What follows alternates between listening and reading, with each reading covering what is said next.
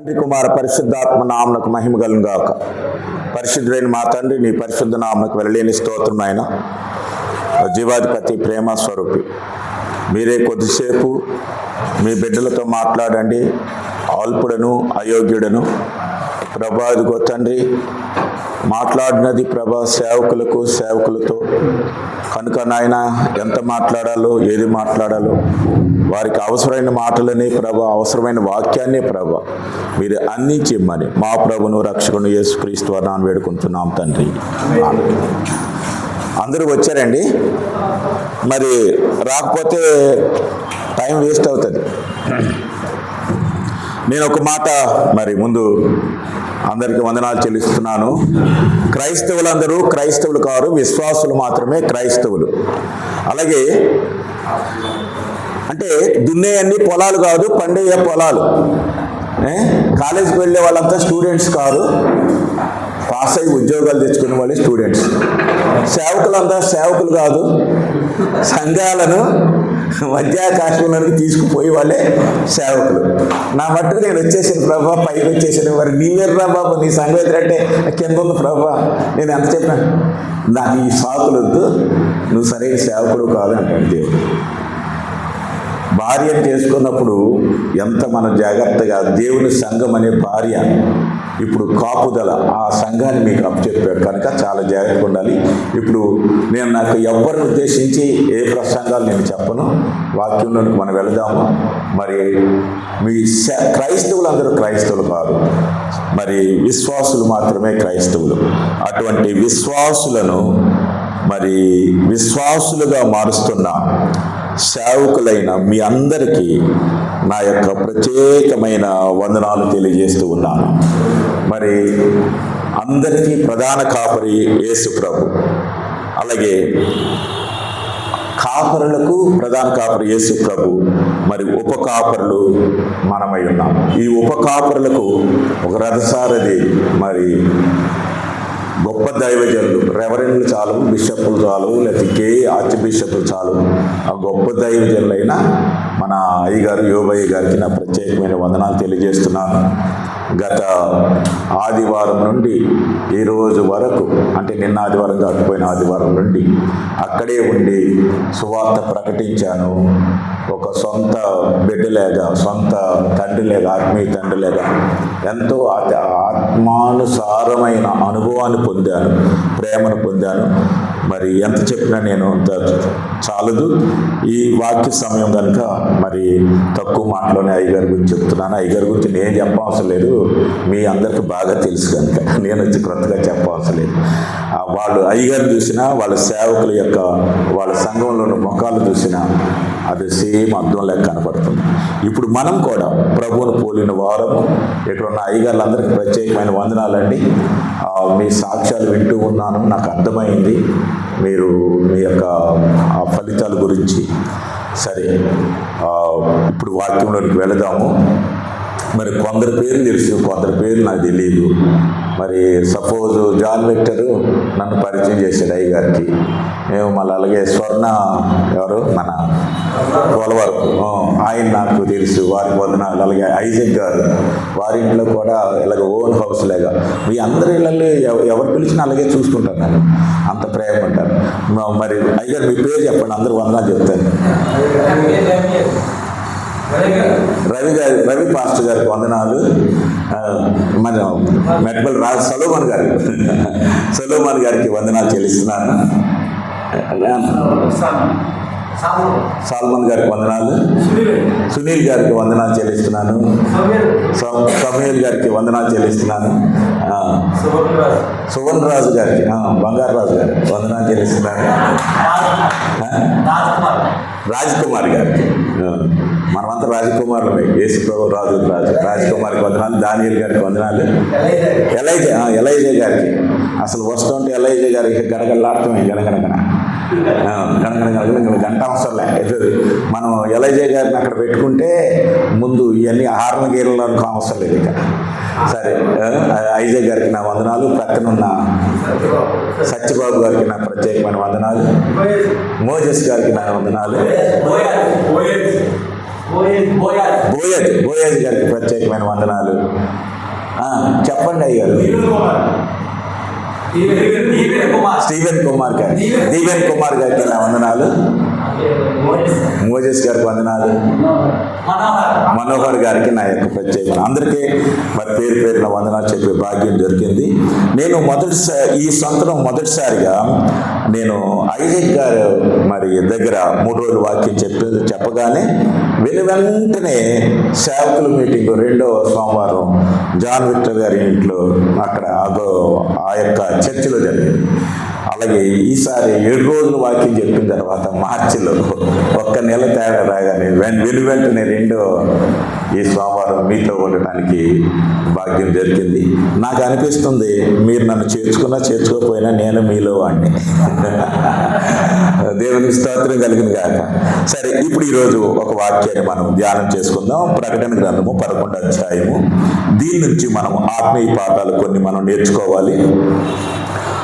నేను మీరు ఆ వాక్యం తీసేలోపు నేను ఒక మాట చెప్తున్నాను, చాలా జాగ్రత్తగా వినండి. మన సంఘము ఎలాగో మన సంఘస్థులు మనం ప్రిపేర్ చేస్తున్నాము, మనం జాగ్రత్తగా ఒకసారి ఆలోచిద్దాం. నాన్న ఫ్యాన్ ఒకటి పెట్టండి వీలైతే. ఏంటంటే, నక్కలకు బొరియలుండెను, ఆకాశ పక్షులకు గూళ్ళుండెను, మనిషి కుమారునికి తలవాల్చులకు చోటు లేనే లేదని ప్రభువు ఆ రోజుల్లో అక్కడ చెప్పాడు. ఇప్పుడు ఈ వాక్యం ఎలా ఉందంటే నాకు తట్టింది మీకు నేను చెప్తున్నా. నక్కలకు బొరియలుండెను, ఈరోజైతే నక్క పోదలకు చోటు ఉంది. ఆకాశ పక్షులకు గుళ్ళుండెను, పెట్ట కథలకు బోధలకు చోటు ఉంది. మనుష్య కుమారు చోటు లేదంటే అసలైన దేవుని మనుష్య కుమారు యొక్క దేవుని వాక్యానికి చోటు తక్కువైపోయింది. అన్నీ సరి చేసుకుంటారు కంటే ఏది కట్ చేయాలి? దేవుని వాక్యం కట్ చేస్తారు. ఏదో వంక చెప్తారు. కానీ ఈ సేవకులకు ఎందుకు చెప్తున్నాను ఈ మాట? మీరు చాలా జాగ్రత్తగా ఈ విషయంలో ఉండాలి. పెట్టు కథలు, కట్టు కథలు నుండి మనము అటువంటి వాళ్ళని మనం ప్రోత్సహిస్తే మన సంఘాన్ని మనమే మీరు రోజు చక్కని భోజనం పెడుతున్నారు అనుకోండి, మంచి భోజనం పెడుతున్నారు, పక్కన తీసుకొస్తే బిస్కెట్లు, చాక్లెట్లు అవి పెడితే ఉన్న ఆరోగ్యం చెడిపోతుంది మన పిల్లలకి. కనుక ఇది విషయం జాగ్రత్త చూసుకోండి. ఇక నేను ప్రకటన గ్రంథము 11వ అధ్యాయంలో మరి కొంచెం స్పీడ్గానే వెళ్ళాల్సి వస్తుంది. మీ అందరికి తెలిసింది కనుక నేను కొద్దిగా స్పీడ్గానే చెప్పాల్సి వస్తుంది. ప్రకటన గ్రంథము 11వ అధ్యాయము. ఈరోజు 2 సాక్షుల గురించి నేను తెలియజేస్తూ ఉన్నాను. 2 సాక్షుల గురించి మనం తెలియజేసుకుందాం. మరి 11వ అధ్యాయం 3 నుంచి 6 వరకు చదువుతాను. 2 సాక్షులు. నేను నా 2 సాక్షులకు అధికారం ఇచ్చేదను. వారు గోనె పట్ట ధరించుకొని 1260 దినములు ప్రవచింతుడు. వీరు భూలోకమునకు ప్రభువైన వాని ఎదుట నిలుచున్న 2 ఒలీవ చెట్లను దీపస్తంభములనై ఉన్నారు.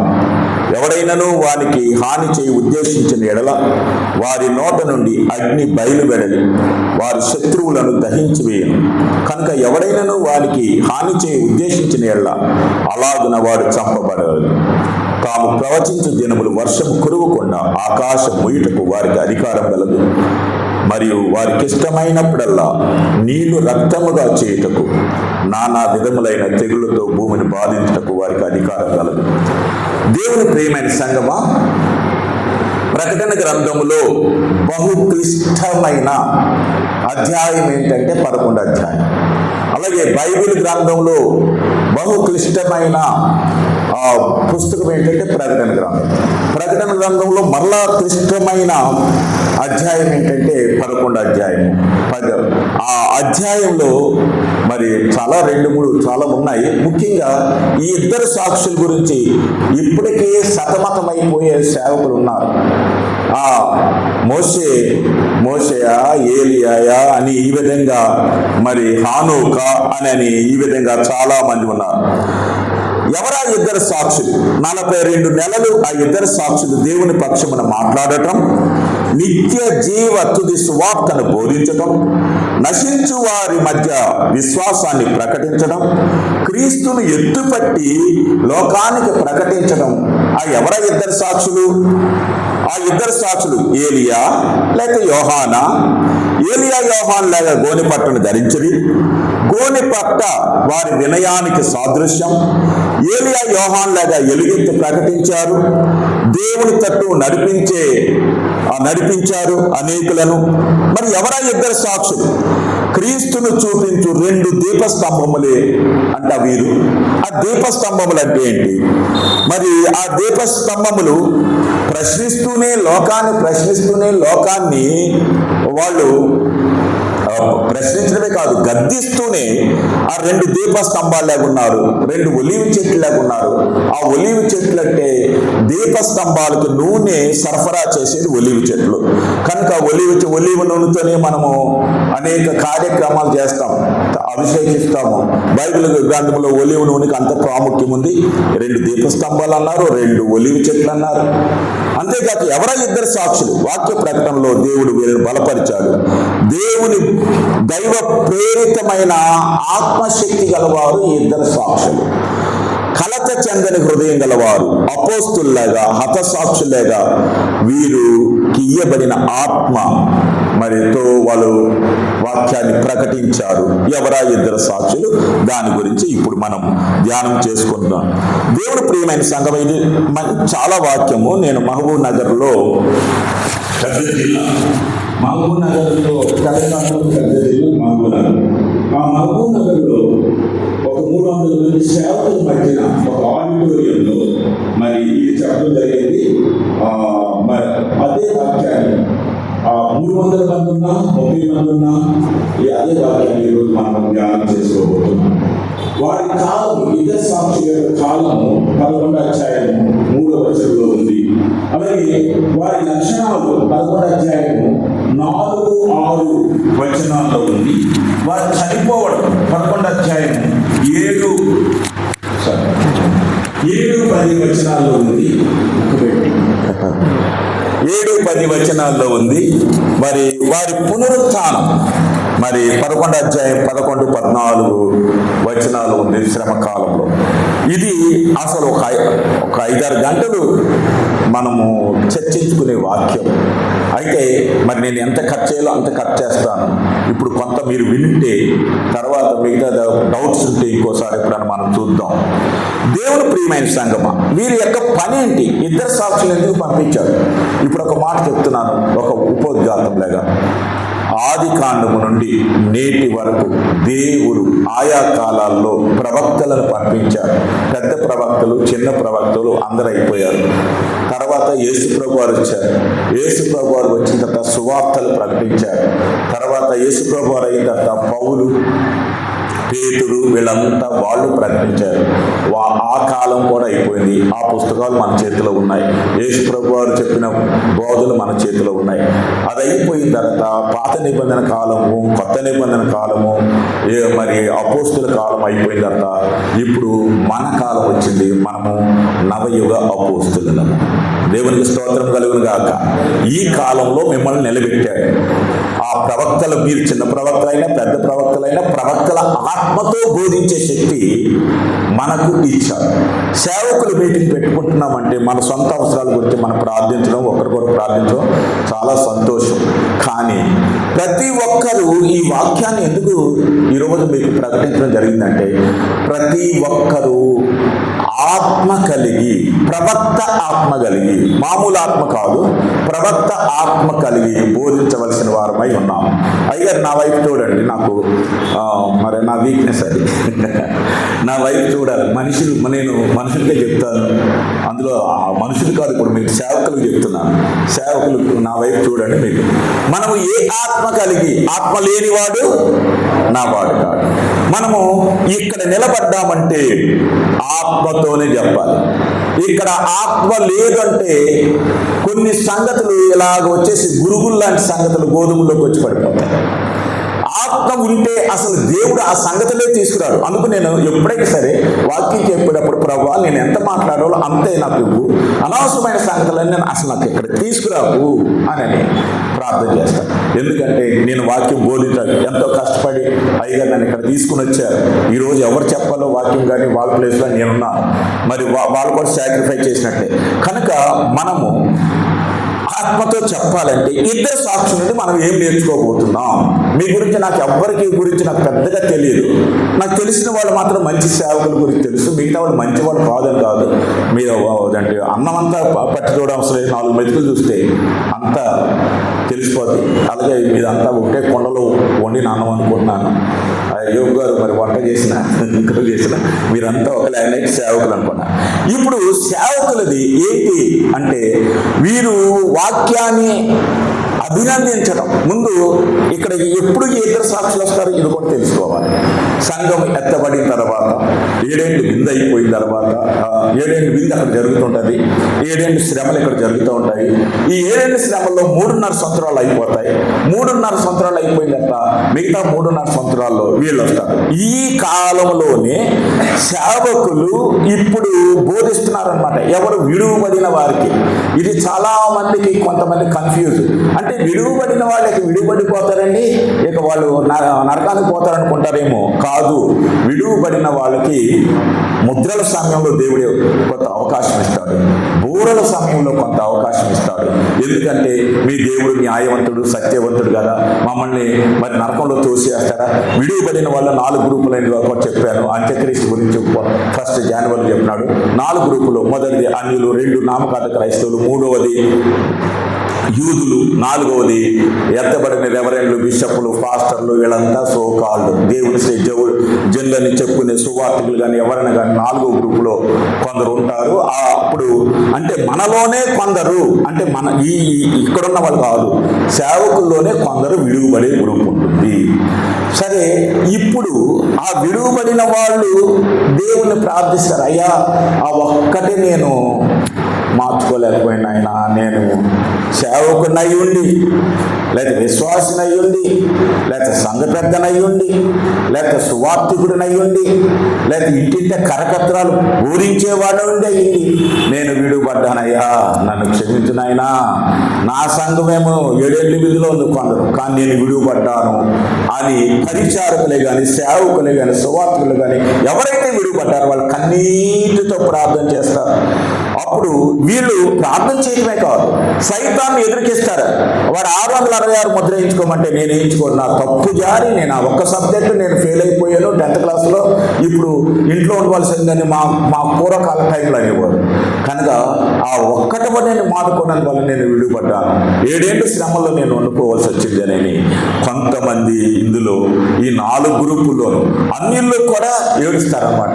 మేము యేసు ప్రభువుని మేము నమ్ముకోనందు వల్ల ఇలా విడిపోయాము అని.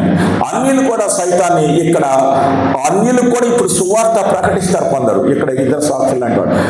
దేవుని ప్రియమైన అన్యుల్లో కొందరు, నామకార్థ క్రైస్తవులు కొందరు, యూదులు అయితే మొత్తం 1,44,000 మంది యూదులు, వాళ్ళ ట్రైబ్స్ మొత్తం 12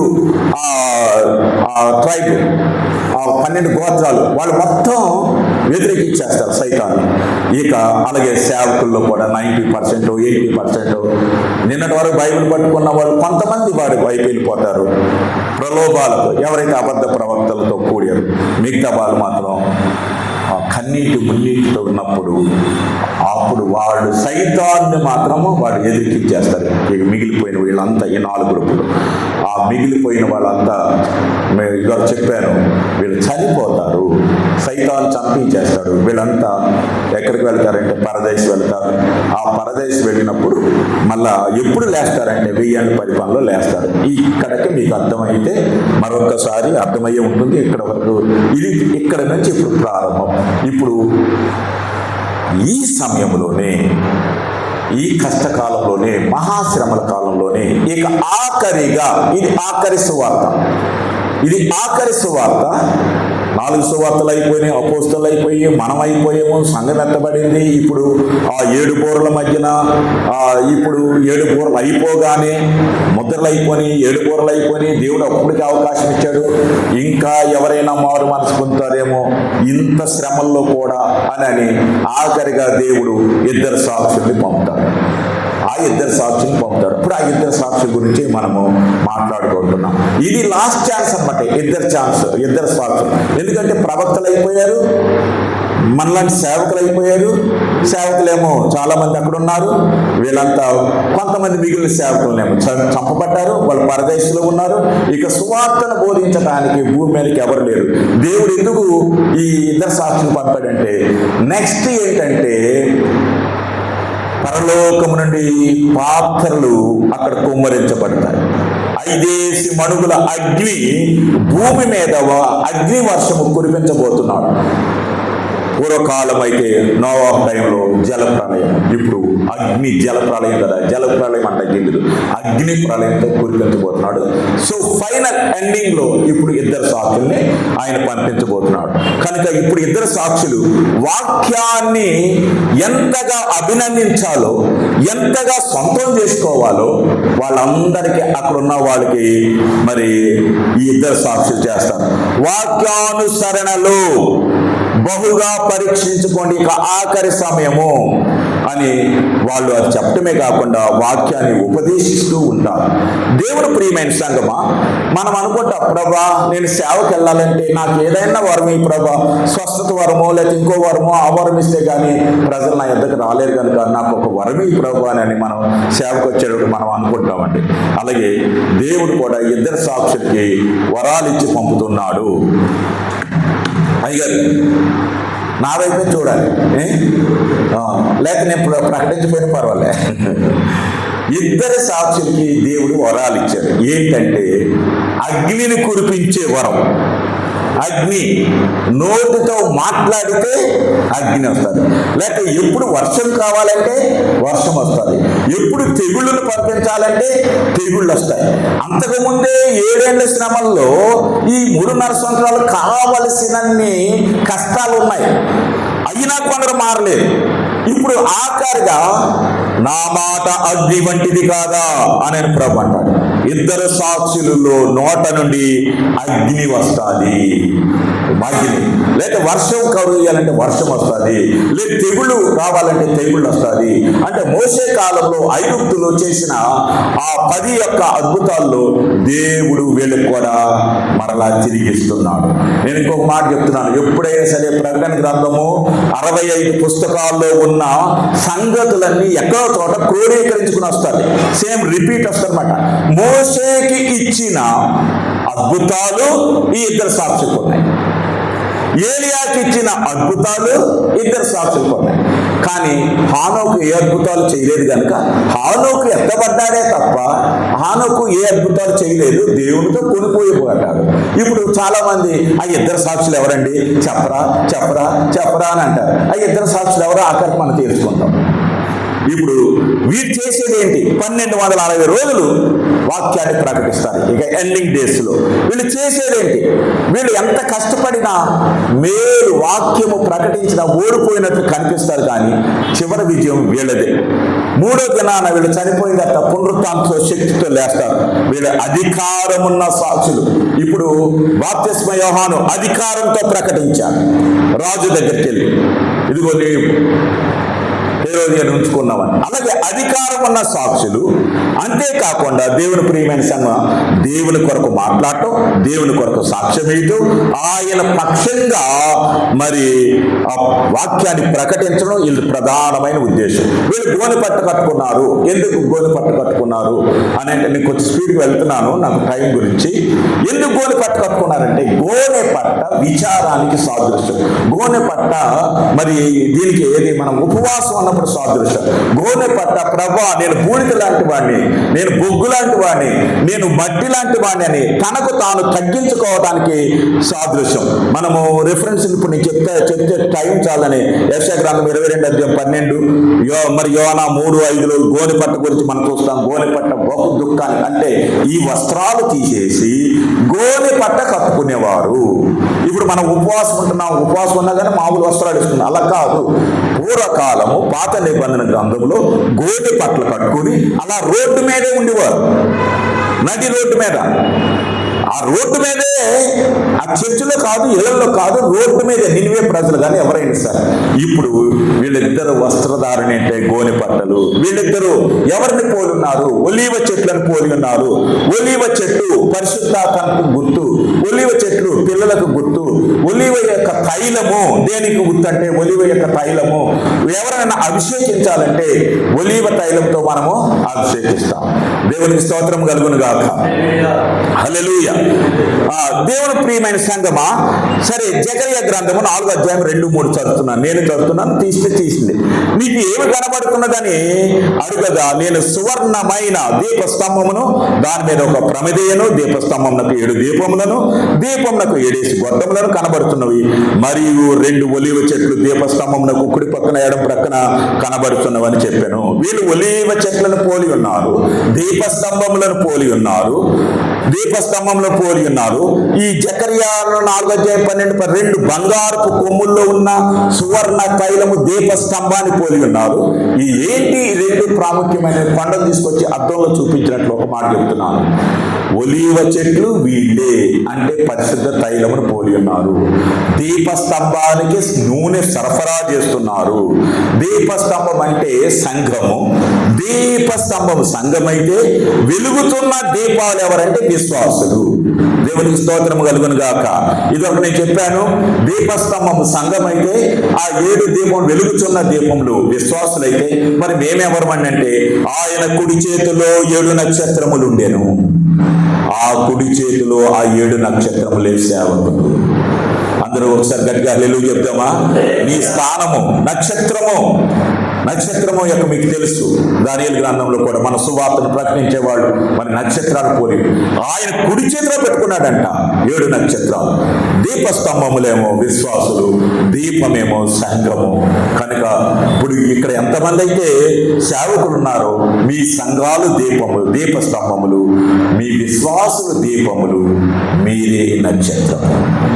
కనుక ఇప్పుడు దీపస్తంభాలు అంటే లోకానికి వెలుగు ఎత్తి పట్టి చూపించేదాన్ని దీపస్తంభం అంటారు. నేను లోకమునకు వెలుగై ఉన్నాను, ఆ వెలుగు దీపాలు. అందుకని కాంతి, దీపస్తంభం అంటే దీపాలు కాంతినివ్వాలి, వెలుగునివ్వాలి. వీరి యొక్క సాక్ష్యం ఏంటంటే ఇప్పుడు ఎత్తబడిన వాళ్ళు ఎత్తబడిపోగా, మిగతా వాళ్ళు విడువబడ్డ వాళ్ళు మరి ఏ ఒక్కడు నశించడం దేవునికి ఇష్టం లేదు. కనుక ఆయన ముద్రలోనేమో మామూలు శ్రమలు ఇచ్చాడు. ముద్రలు అంటే ఆగి లంకాయ కొడితే ఏ 2 మర్యాల కొట్టేసారు, 5 ఏళ్ళు తేలిపోయిన పిల్లోడు కానీ అదే నీ గారం వల్ల అలాగ అయిపోయాడు. ముద్రలు అంటే మామూలు శ్రమ, బూరలంటే మహాశ్రమలు. సోదరా సోదరి ప్రియ సంగమా, అదిగో బూరా, అదిగో బూరా. బూరలు అంటే కాల్చి మూత పెట్టడం, పాత్రలు అంటే ఇక నెత్తి మీద ఇక నిప్పులు పోసి బూరల వరకే చేస్తారు. వీరి సాక్ష్యం ఏంటంటే నశించే వారికి చివరిగా వాక్యాన్ని ప్రకటించడం, వాక్యాన్ని పంచుకోవడం, ఎదుర్కించే వాళ్ళపైన అగ్ని కురిపించడం, వద్దన్న వాళ్ళకి తెగుళ్ళను పంపించడం, ఈ విధమైన అద్భుతాలు వెలికిచ్చారు. అందుకనే సాక్షులు ఏం చేశారంటే ఈ వాక్యాన్ని ఈరోజు సాక్షులు వీళ్ళని ద్వేషించారు. సాక్షులను ప్రజలు ద్వేషించారు. ఇప్పుడు కూడా మనము ప్రవక్తలను ద్వేషించారు, ప్రవక్తలను చంపారు. ఈరోజు ప్రవక్తల స్థానంలో మీరున్నారు. మనలను కూడా లోకం ద్వేషిస్తూ ఉంది. క్రైస్తవుడు అంటే ఇలాగ చూసేటట్టు ఉంది. నువ్వు క్రైస్తవుడు కాదా అని అసెంబ్లీలో కూడా అడుగుతున్నాడు ఒకడు. క్రైస్తవం అంటే ఏదో పాపం చేసినట్టు అనుకున్నారు. మనల్ని లోకం ద్వేషిస్తుంది, కానీ మరి దేవుడు ప్రేమించే వాళ్ళు మాత్రమే మనల్ని ప్రేమిస్తారు. సైతాన్ని ప్రేమించే వాళ్ళందరూ మనల్ని ద్వేషిస్తూనే ఉన్నారు. అప్పుడు కూడా సాక్షులను ద్వేషిస్తుంది లోకం. ఆ ద్వేషించినప్పుడు ఇక వీళ్ళని ఏ విధంగా చంపాలని చూస్తుంది. ఎవరినంటే చంపాలని చూస్తుంది? సాక్షులను చంపాలని చూస్తుంది. చూసేది లోకములో మిగిలిన వాళ్ళు. ఎందుకంటే వీళ్ళు హాని చేస్తున్నారు కదా, వాక్యం వినకపోతే హాని చేస్తున్నారు కదా. ప్రకటన గ్రంథము 11వ అధ్యాయం మీరు తీయండి, నేను చదువుతున్నాను. ఎవడైనను వానికి హాని చేయ ఉద్దేశించిన ఎడల వారి నోట నుండి అగ్ని బయలువెడను, వారి శత్రువులను దహించి వేయును. కనుక ఎవడైనను వారికి హాని చేయి ఉద్దేశించిన ఎడల అలాగున వాడు చంపబడవలెను. ఎవరైనాను వారికి హాని చేస్తే మరి ఇద్దరు సాక్షుల నోటి నుండి అగ్ని వస్తారు. వారి శత్రువులు వీళ్ళే దహించేయగలరు. ఇద్దరు సాక్షులు. ఎవరైనా ఇద్దరు సాక్షులు హాని చేస్తే మరి ఆ విధంగా అగ్ని చేత చంపే వరాన్ని దేవుడిచ్చాడు. కనుక సాక్షులపై లోక ప్రతిస్పందన చాలా ఘోరంగా, వీళ్ళు ఎప్పుడు చస్తారా, వీళ్ళు ఎందుకు ప్రకటిస్తున్నారా అని లోక స్పందన ఉంది. అంటే ఆ లోకమంతా ఎవరి చేతిలో ఉందండి? సాతాను గారి చేతిలో ఉంది. నేను మా జనవరిలో చెప్పాను, డిప్యూటీ మినిస్టర్, చీఫ్ మినిస్టర్ సైతాన్ అయితే డిప్యూటీ చీఫ్ మినిస్టర్ ఎవడు? వాడు అంత్యక్రీస్తు సహాయ మంత్రి ఎవడు? దురాత్మ. ఈ ముగ్గురు 3 కప్పలను వాడు కప్పుతాడు. కప్పలంటే అబద్ధ బోధ. బెక్కలాడతాయి కప్పలంటే. ఈ అబద్ధ బోధను కప్పుతారు. కనుక దేవుని ప్రియమైన సంగమా, ఇప్పుడు ఆ విధంగా లోకమంతా వీళ్ళని ద్వేషిస్తుంది. మరి సాక్షులు కూడా ఎదుర్కొంటారు, అనేక అద్భుతాలు చేస్తారు. ఇప్పుడు దేవుని కొన్ని పోలికలు మీకు నేను చెప్తాను. అయ్యగారు నా వైపు చూడండి, అయ్యగారు మీరు నోట్ చేసుకున్నప్పుడు నోట్ చేసుకుందరు. మీరు ఎందుకంటే మీరు అది చూస్తే నేను చెప్పే మాట మీకు ఎక్కదు, 2 వెళ్ళవు అనమాట. ఎందుకు తక్కువ సమయం కదా. నేను బైబిల్ క్లాస్ అయితే మీకు చక్కగా ఇవన్నీ చెప్పేవాడిని. ఇది బైబిల్ క్లాస్ కాదు, సేవకుల క్లాస్ కనుక తక్కువ సమయంలో బోధించేవారు ధన్యులు, మరలా పిలువబడదు. మీరే చెప్తారు కనుక తక్కువ సమయంలో బోధించడానికి ట్రై చేస్తున్నా, పరిగెడుతున్నా. పోలికలు. అహాబు ఏలియాను మరి నిందించాడు. ఇదిగో యెహోవా ఆజ్ఞలను గైకొనగా బయలుదేవతను అనుసరించి నీవు నీ తండ్రి ఇంటి వారిని ఇజ్రాయేల్ చంపెట్టుకు వచ్చే నువ్వు కదా అని ఏలియా నిందిస్తారు. ఇజ్రాయేల్కి బాధలు వచ్చినని ఆహాబు నిందిస్తాడు. బప్తిస్మ యోహాన్ని అక్కడ హేరోదు నిందిస్తాడు. స్టెఫన్ యొక్క ప్రసంగం విని అక్కడ మరి రాళ్ళు రువ్వుతారు. అలాగే దేవుని ప్రియమైన సంగమా, మనము ఈ రోజులో 2 కొరింథీ 2:14-16 ప్రకారం మా ద్వారా ప్రతి స్థలమందు క్రీస్తును గురించిన జ్ఞానం సువాసన కనపరచుటకు మనం వెళుతుంటే మనలను నిందిస్తున్నారు. నశించుతున్న వానికి సిలువ గురించిన వార్త వెరితనం కానీ, రక్షించబడుతున్న మనకు దేవుని శక్తి. ఆ శక్తితో మనం వెళుతున్నా కానీ ఈ లోకం మనల్ని ద్వేషిస్తుంది. ఇప్పుడు కూడా సాక్షులను ఆ విధంగానే ద్వేషిస్తుంది. 2 తిమోతి 3:12 ప్రకారం క్రీస్తు యేసునందు సద్భక్తితో బ్రతుకును ద్వేషించు వారందరూ హింస పొందుదురు. మనకి హింసలు వస్తున్నాయి, సాక్షులకి హింసలు వచ్చినాయి. నేను అంటాను, కాసే చెట్టుకే రాళ్ళ దెబ్బలు, భక్తునికే శ్రమలు. నువ్వు శ్రమలు లేవు అంటే నువ్వు భక్తుడు కాదని అర్థం. నువ్వు సేవకుడు సంఘాలు పెట్టు. భక్తుడికే శ్రమలు అంటే సేవకుడికి రావండి. ఒక మాట, భక్తునికే శ్రమలు అయితే సేవకుడు రావా? నేను యోగు అని పేరు పెట్టుకున్నాను, పేరుకి తగినట్టు శ్రమలు వస్తున్నాయి. ఎలా పెట్టారు? నా పేరు సిలువు గంట అని పెట్టుకున్నాను, పేరుకు తగినట్టే శ్రమలు అనుభవించాను. సిలువన గంటిని I have experience in the cross. ఆ సిలువ బాధలు అనుభవించాను. మా నాన్నగారు ఆయన సేవకుడు కూడా, బాబు ఆ పేరు తీసేసారు, అన్ని బాధలు నేను చూడలేకపోతున్నాను. దేవుని ప్రియమైన సంగమా, మత్తయి సువార్తలు అందుకోండి 10:22 మీరు నా నామము నిమిత్తము అందరి చేత ద్వేషించబడి. సుఖంగా ఉంటే సేవేం కాదు. మీరేమనుకోవద్దు. నేను ఇందాక మా వాళ్ళతో మన కారులో వస్తున్నాను, ఆ ఫ్లైట్ల గురించి మాట్లాడుతూ ఉన్నారు. ఫ్లైట్ల గురించి మాట్లాడితే నేను అన్నాను, మీద అంతా ఎత్తబడి సంఘం అని అన్నాను. ఏంటి ఫ్లైట్ల మీద అమెరికా వెళ్తారు, అక్కడికి వెళ్తారు. మీరు మెరికల్ లాంటి వాళ్ళు అమెరికా వెళ్తారు, అక్కడికి వెళ్తారు, మంచిదే, కాదని అంటలేదు. అంతా సుఖంగా ఉంటే నువ్వు సరైన సేవకుడివి కాదు. కష్టాలు అనుభవిస్తేనే. సిలువను గురించిన వార్త మనం చెబుతున్నాం. సిలువ అంటేనే శ్రమ. సువార్తలో సిలువ ఉండాలి, సేవలో సిలువ ఉండాలి, సంఘంలో సిలువ ఉండాలి. ఇది లేకుండా నా కారు, ఏసీ కారు, అది ఉంది, ఇది ఉంది, నేను తగ్గించుకోను, నా గర్వాన్ని తగ్గించుకోను, నా పొగరు తగ్గించుకోను, ఇదిగో నేను దేవుళ్ళలోకి వచ్చాను కానీ, నేను సేవకుడిగా ఉన్నాను కానీ, లేకపోతే నేను ఎవరో నీకు చూపిస్తున్నాను అంటే నీ పాత స్వభావాన్ని నా కూరలు తీసేశారు కానీ పాము కూరల విషయం, కూరలు తీసి పామును కానీ నేను లేకపోతే అసలైన నేను చూపించేవాడిని అని కొందరు సేవకులు అంటారు. దేవుడు ప్రియమైన సంగమా, ఇద్దరు సాక్షుల గురించి మనం నేర్చుకోవాల్సినవి చాలా ఉన్నాయి. ప్రభువా, నేనేం మాట్లాడాలి అయినా, జనరల్ మాట్లాడినా, జత పని వారి గురించి మాట్లాడినా, శిష్యుల గురించి మాట్లాడినా, ఏం మాట్లాడినా నువ్వు ఎక్కడ తీసుకుని వెళ్తున్నావు, నీ సేవకుని ద్వారా, యోబు గారి ద్వారా తీసుకుని వెళ్తున్నావు. ప్రభు, ఏం మాట్లాడాలంటే దేవుడు పదే పదే కొద్దిసేపు అయినా పర్వాలేదు ఇద్దరు సాక్షుల గురించి నువ్వు చెప్పు అని ప్రభు చెప్తే నేను ధైర్యం చేసి ఈ వాక్యాన్ని మీకు చెప్తున్నాను. ఇంతకాలం ఇప్పుడు మీకు చెప్పలేదు. దేవుడు ప్రియమైన సంగమా, అగ్ని వారి నోట నుండి వెడలు దహించును. ఓ సేవకుడా, నువ్వు నిజమైన సాక్షి అయితే ఇద్దరు సాక్షుల్లో నువ్వు ఒక సాక్షి. ఆ ప్లేస్ లో వాళ్ళు వెళ్ళిపోయారు, ప్రవక్తలు వెళ్ళిపోయారు, అనేక మంది భక్తులు వెళ్ళిపోయారు. ఇప్పుడు నువ్వే ప్రవక్తవు. ఆఖరిగా ఇద్దరు సాక్షులు వస్తారు. వాళ్ళు వచ్చే ముందు నీ పని నువ్వు చేయాలి. ఓ సేవకుడా, నువ్వు మాట్లాడితే నీ నోట నుండి అగ్ని వచ్చునట్టుగా వాక్యం వెళితే అసలు నామకార్థ క్రైస్తవ్యం నీలో ఉండదు. చీడ పురుగులు లాంటి వాడు నీ సంఘంలో ఉండదు. కనుక నువ్వు మాట్లాడితే అగ్ని రావాలి. వీరికి అగ్నిని శ్వాసగా విడువగల ధైర్యం ఇచ్చాడట. మన ముక్కులో నుంచి మనం శ్వాస విడిస్తే వాళ్ళ ముక్కులో నుంచి అగ్ని వచ్చేది, నోటి నుండి అగ్ని వచ్చేది. వాళ్ళు ప్రవచించే దినములన్నీ వర్షం కుడవకుండా ఆపేయగలిగిన శక్తి వాళ్ళకు ఉంది. రెండవది, మోసేలాగా నీళ్లను రక్తముగా మార్చే శక్తి ఉంది. నాలుగోది, నానా విధములైన తెగులతో వారి బాధించటకు వారికి అధికారం ఉంది. కనుక ఇప్పుడు దీనినే కొందరు అంటున్నారు, నేను పేరు చెప్పాడు కానీ సంఘము శ్రమలలో ఎత్తబడతారు.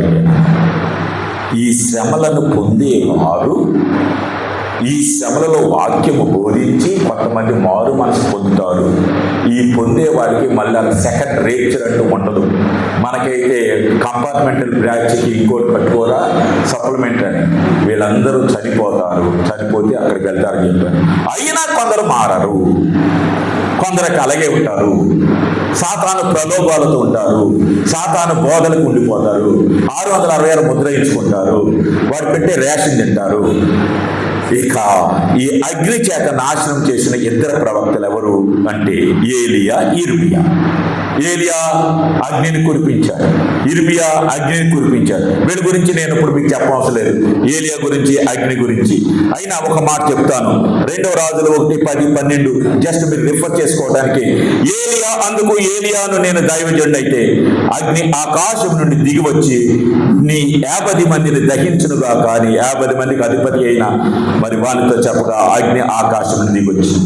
ఇప్పుడు ఏలియా అగ్ని కురిపించారు, ఇర్మియా అగ్ని కురిపించారు. ఆ విధంగానే దేవుడు వీళ్ళకు కూడా పాత నిబంధనలో గ్రంథంలో లేక వీళ్ళకి ఆ శక్తినిచ్చాడు. ఇప్పుడు దేవుని ప్రియమైన సంగమా, ఎందుకు వారి నోట అగ్ని దేవుడిచ్చాడంటే యెహోవా దేవునికి విశ్వాసఘాతుకులై యెహోవా మాటలు కాని మాటలు అని, ప్రవక్తల మాటలు గాలి మాటలని పలికే జనం ఉన్నారే, వాళ్ళు అనుకుంటారు మన మీదకి ఏ కీడు రాదు అని యూదా వంశస్థులు అనుకున్నారంట. యెహోవా ప్రవక్తలు గాలి మాటలు కాని మాటలు పలుకుతారు ప్రవక్తలు అన్నారంట. అందుకనే ఇటువంటి మాటే రాకుండా వాళ్ళ నోటంట అగ్నిని ఇచ్చారు. మిమ్మల్ని కూడా, సేవకులైన మిమ్మలను ఏదో చెప్తారులే, చెప్తారే వాళ్ళ సేవకుల పని అంతే కానీ అనుకోకుండా నిజమైన సేవకులు మనమైతే అగ్ని లాంటి శక్తిని, ఇంకొక శక్తిని దేవుడు ఇస్తాడు. ఒక్కవేళ సేవకుడా నీ నోటితో మాట్లాడుతున్నాయినా, నువ్వంటే జరిగిపోతుందైనా, మా ఇంట్లో అలా జరిగింది ప్రభు, జరిగిందైనా, సేవకుడు నీకు దండం పెడతా, అప్పుడు నేను ఏదో తప్పు మాట్లాడినైనా అని వాళ్ళే వచ్చి నిన్ను బ్రతిమలాడతారు. దేవునికి స్తోత్రం కలుగును గాక. ఇక్కడి నుంచి పట్టుకుపోయేది ఏమీ లేదండి. మనము ఇక్కడి నుంచి పట్టుకుని వెళ్ళేది ఏం లేదండి. ఆత్మలను మాత్రమే మనం పట్టుకుని వెళ్తాం. సంచిలో వేసుకుని వచ్చే ఆత్మలు మాత్రమే. నేను ఒక చిన్న సేవకుని, ఒక మంచి సేవకుని, నా సంచిలో మంచినీరు కూడా లేని సేవకుని కొన్నిసార్లు. కానీ ఈ సంచిలో దేవుని ఆత్మలను తీసుకుని వెళ్ళిపోయే చిన్న సేవకుని, కానీ దేవుని సేవకుని. దేవునికి స్తోత్రం కలుగును గాక. నేను చిన్న సేవకుడిని. ఏంటంటే చిన్నదైతే ఏంటి? చిన్న సేవకుడు పెద్ద సేవకుడు అని కాదు, బలా నమ్మకమైన మంచి దాసుడా అని అనిపించుకోవటమే సేవకు ప్రతిఫలం. సరే, ఈ అద్భుతాల గురించి నేనేం చెప్పను కానీ 11వ అధ్యాయం 6వ వచనంలో మళ్ళీ ప్రకటన గ్రంథంలో, తాము ప్రవచింపు దినములు వర్షము కురవకుండా ఆకాశమును మూయుటకు వారికి అధికారం కలదు, మరియు వారికి ఇష్టమైనప్పుడల్లా నీళ్లు రక్తముగా చేయటకును నానా విధములైన తెగుళ్ళతో భూమిని బాధించటకు వారికి అధికారము కలదు. కనుక అగ్నిని కురిపించటకు ఏలియా ఇర్మియాలు ఉన్నారు. వర్షము కురియకుండా ఆఫ్ చేయటకు ఏలియా వలె, నీళ్లు రక్తముగా మార్చడానికి మోసే వలె, ఇవన్నీ చెప్పాను. సరే, ఇదంతా ఇలా పెడితే అయ్యా వీళ్ళ యొక్క క్యారెక్టర్స్ మాకు అర్థమైంది, వీళ్ళకి దేవుడిచ్చిన వరాలు మాకు అర్థమైనవి, వాళ్ళు ఎటువంటి వాళ్ళు మాకు అర్థమైంది. ఇంతకీ అసలు విషయానికి రారేంటంటే వీడు మోసేయా ఏలియా? అసలు చెప్పండి మాకు. ఎందుకెవరు మోసే ఏలియా అని అడుగుతారు కొందరు. మోసే మరి తిరిగి వస్తున్నాడు కదా, ఏలియా మరి తిరిగి వస్తున్నాడు కదా. ఈ ఇద్దరు సేవకులు ఎవరు? ఈ ఇద్దరు సేవకులతోనే ఆఖరి సువార్త అయిపోయిందంట.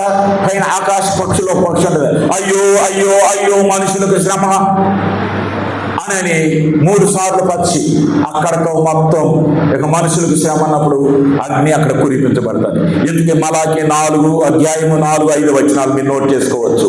హోరేబు కొండ మీద ఇజ్రాయేల్ అందరి కొరకై నేను నా సేవకులైన మోషేకు ఆజ్ఞాపించిన ధర్మశాస్త్రం, దాని కట్టడలను విధులను జ్ఞాపకం చేసుకొని యెహోవా నియమించిన భయంకరమైన ఆ మహాదినము రాకముందు నేను ప్రవక్తయగు ఏలియాను మీ వద్దకు ఏలియాను పంపుతానన్నాడు. మరి ఏలియాను పంపితే మరి ఎవరండి ఏలియా అంటే? యూదుల యొక్క నమ్మకం ఏంటంటే వీరిద్దరూ మళ్ళా తిరిగి వస్తారని. అదే నమ్మకాన్ని ఈనాడు కూడా మన యొక్క సేవకుల్లోనూ ప్రజల్లో ఉంది. మరి ఇంతకీ అయితే ఏలియా యొక్క రాక బప్తిస్మా ఇచ్చి యోహానులో ఆయన పరిచర్యలో నెరవేరిందని యేసు ప్రభువే తెలియజేశారు. దానికి రిఫరెన్స్ ఏంటండి అయ్యగారు అంటే, ఇప్పుడు చూడండి మత్తయి సువార్త 11వ అధ్యాయము 13-15. అబ్బాయి ఏలియా అని ఆయన వచ్చేసాడు. వచ్చేసి భూమి మీద ఉన్నాడు. ఆయన వాక్యాన్ని ప్రకటించేది ఏలియా యొక్క ఆత్మ. ఆ ఏలియా యొక్క ఆత్మ ఎవరిలో వచ్చిందంటే మరి బప్తిస్మా యోహానులో. మత్తయి సువార్త 11వ అధ్యాయం 13-15 వచనాలు నేను చదువుతున్నాను, ఒకసారి చూడండి. యోహాను కాలము వరకు ప్రవక్తలందరూ ప్రవచించుచూ వచ్చిరి, ధర్మశాస్త్రము సహా ప్రవచించుచూ ఉండెను. ఈ సంగతి అంగీకరించడానికి మీకు మనస్సుంటే రాబోవు ఏలియా ఇతడే, వినుటకు చెవులు గలవాడు వినుగా. ఎవరు చెప్పారండి మాట? రాబోవు ఏలియా బప్తిస్మా యోహాను అని చెప్పింది ఎవరండి? యేసయ్య చెప్పాడు. అప్పుడు యోహాను బతుకున్నాడు, యేసు ప్రభువు ఉన్నాడు. కనుక ఏలియా ఆత్మ వచ్చేసిందా లేదా? చూడండి, మీరు నోట్స్ చెప్పట్లేదు కనుక మత్తయి సువార్త 11:11. స్త్రీలు కనిన వారిలో బప్తిస్మం ఇచ్చి యోహాను కంటే గొప్పవాడు పుట్టలేదని నిశ్చయముగా మీతో నేను చెబుతున్నాను. ఎందుకు ఏలియా వచ్చినా లేదా? మత్తయి సువార్త మళ్ళా 17:11-13. అందుకు ఆయన ఏలియా వచ్చి సమస్తమును చక్కబెట్టిన మాట నిజమే. అప్పుడు బప్తిస్మా ఇచ్చి యోహానును గూర్చి తమతో చెప్పులని శిష్యులు గ్రహించేది. కనుక దేవుని ప్రియమైన సంగమా 13-15 వచనంలో రాబోవు ఏలియా ఇతడే.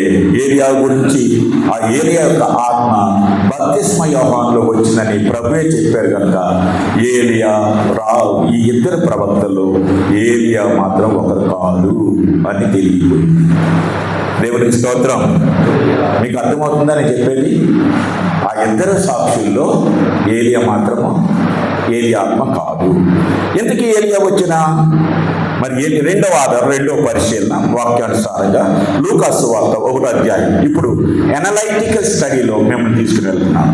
లూకాసు వార్త 1వ అధ్యాయం 12-17 వచనంలో జకర్యా అతను చూచి తొందరపడి భయపడిన వాడయ్యాను. అప్పుడు ఆ దూత అతనితో, జకర్యా భయపడకు, నీ ప్రార్థన వినబడింది, నీ భార్య అయిన ఎలిజబెతుకు నీ కుమారుని కను, అతని యోహాను పేరు పెట్టు.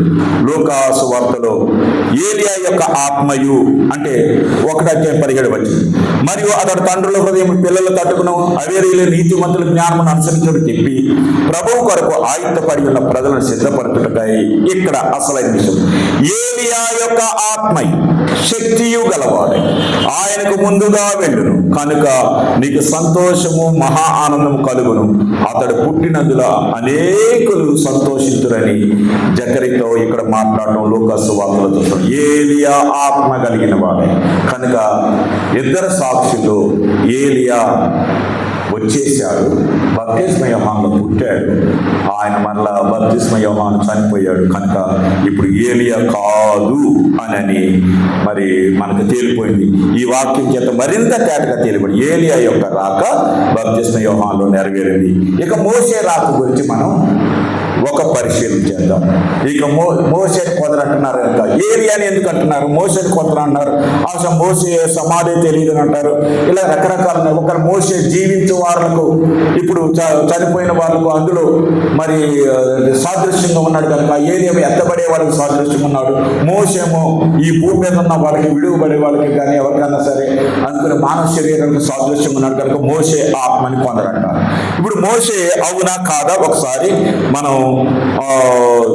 జాగ్రత్తగా పరిశీలిద్దాం. అపోస్తుల కార్యాలు 3:20-22 వచనాలు. మీ కొరకు నియమించిన క్రీస్తు యేసును ఆయన పంపునట్లు మీ పాపములు తుడిచివేయబడు నిమిత్తం వారు మనసు పొంది తిరుగుడి. అన్నిటికీ కుదురుబాటు కాలములు వచ్చునని దేవుడు ఆది నుండి తన పరిశుద్ధ ప్రవక్తల నోట పలికించింది. అంతవరకు యేసు పరలోక నివాసయుడు చోటి అవశ్యము మోషే ఇట్లనే, ప్రభువైన దేవుడు నా వంటి ఒక ప్రవక్తను మీ సహోదరుల్లో నుండి మీ కొరకు పుట్టించును, ఆయన మీతో ఏమి చెప్పినను అన్ని విషయంలో మీరు ఆయన మాట వినను. కనుక ఆ ఇద్దరు ఇప్పుడు మోషే యొక్క ఆత్మ యేసు ప్రభువులో వచ్చింది, ఏలియా యొక్క ఆత్మ బప్తిస్మ యోహానులో వచ్చింది. ఇద్దరు సమకాలికలుగానే యేసు ప్రభు వారి కంటే బప్తిస్మ యోహాను ముందు చనిపోయాడు. ఈ ఇద్దరు ఆత్మలు అంటే ఇప్పుడు వచ్చిన వాళ్ళు మోషే కాదు, ఏలియా కాదు. వాళ్ళిద్దరు ఆత్మలు. మోషే ఆత్మ ఎవరిలోకి వచ్చింది? మోషే ఆత్మ ఎవరిలోకి వచ్చిందండి? యేసు ప్రభు వాళ్ళలోకి వచ్చింది. మీరు గమనించాలి, మోషే ఆత్మ ఎవరిలోకి వచ్చింది.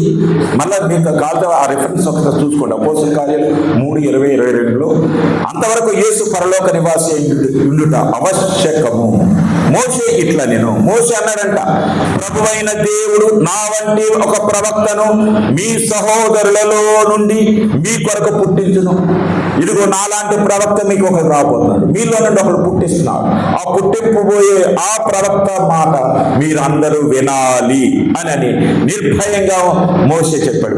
మీరందరూ ఆయన మాట వినమని. కనుక అయితే ఆ ఇద్దరు సాక్షులు మోషే ఏలియాల యొక్క శక్తిని కలిగి ఉన్నారు, కానీ మోషే ఏలియాలు కాదు. మోషే ఏలియాల వలె దేవుని చేత ఆజ్ఞాపింపబడిన వారై ఉన్నారు. దేవుడు ఆజ్ఞాపించిన ప్రకారమే మోషే ఏలియాలు దేవుని సేవ చేశారు. ఇద్దరు సాక్షులు కూడా అలాగే మోషే ఏలియాల వల్లే వీళ్ళిద్దరూ బలపరచబడ్డారు. మోషే ఏలియాల వల్లే వీళ్ళు జయించే వాళ్ళై ఉన్నారు. మరి ఇంతకీ క్రైస్తవ సాక్షులతో మనకు పోలిక ఉందా లేదా? ఇప్పుడు మోషే ఏలియాలకి ఇచ్చిన ఆత్మ ఈ ఇద్దరు సాక్షులకు ఇచ్చాడు. మరి ఇంతకీ అలా ఇద్దరు ఎవరండి? మోషే కాదంటారు, ఏలియా కాదంటారు, వాళ్ళకి వచ్చేసారంటారు. మరి వీళ్ళిద్దరు ఎవరండి? ఎవరు ఆత్మతో వీళ్ళకి వచ్చారు ఇక్కడ ఇద్దరు సాక్షులు అని అంటే వీళ్ళకి పోలుకుందా? సంఘం ఆరంభ దినాల్లో క్రైస్తవుల నోట అగ్ని ఏనాడు రాలేదు. పాత నిబంధన గ్రంథంలో వచ్చింది.